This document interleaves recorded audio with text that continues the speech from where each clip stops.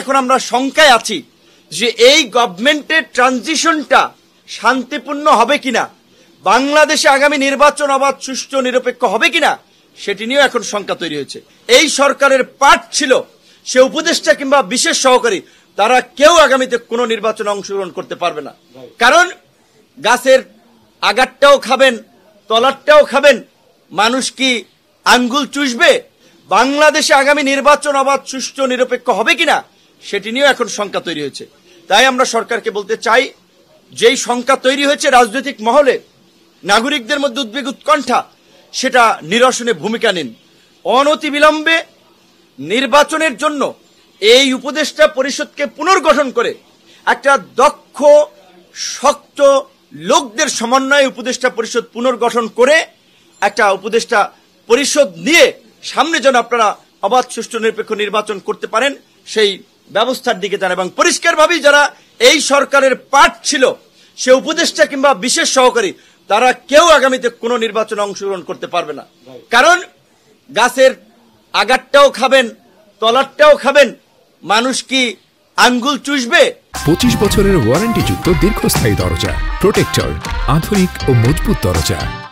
সরকারের উপদেষ্টা থেকে সরকারি সুযোগ সুবিধা ভোগ করবেন, প্রশাসনে নিজেদের লোক সেট আপ দিবেন, আবার নির্বাচনে অংশ নেবেন। যেখানে পরিষ্কার কথা আমরা আজকে জানিয়ে দিচ্ছি, সরকারের যারা পার্ট ছিল, উপদেষ্টা কিংবা বিশেষ সহকারী, যে কোনো পর্যায়ে যারা সরকারের বেনিফিশিয়ারি ছিল অন্তর্বর্তীকালীন সরকারের, তারা যেন আগামীতে নির্বাচন না করতে পারে সেই বিষয়ে সরকারের সুস্পষ্ট একটা নির্দেশনা থাকতে হবে। একই সাথে এই প্রশাসন দিয়ে আগামীতে কোনোভাবেই সুষ্ঠু নির্বাচন সম্ভব নয়। প্রশাসনকে পুনর্গঠন করতে হবে, প্রশাসনের মধ্যে দক্ষ, পেশাদার লোকদেরকে চিহ্নিত করে প্রশাসন ঢেলে সাজাতে হবে। আজকে দেখেন, সচিবালয়ের মতো স্পর্শকাতর জায়গা, সেন্সিটিভ জায়গা, যেইখানের জন্য 2-3 স্তরের নিরাপত্তা থাকা দরকার, সেইখানে আজকে ছাত্ররা কিংবা ছাত্রদের সাথে দুর্বৃত্তরা ঢুকে যাচ্ছে, গাড়ি জ্বালিয়ে দিচ্ছে, ভাঙচুর করছে। এই ব্যর্থতায় তো স্বরাষ্ট্রমন্ত্রীর পদত্যাগ করার কথা ছিল।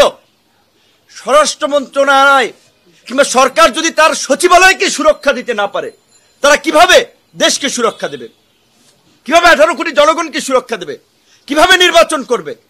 আমি একটা ঘটনা, আমার এলাকার ঘটনা বলেছিলাম যে একটা এলাকায় অবরুদ্ধ হয়েছিলাম, শেষ পর্যন্ত সেনাবাহিনীর হস্তক্ষেপে সেখান থেকে মুক্ত হতে হয়েছে।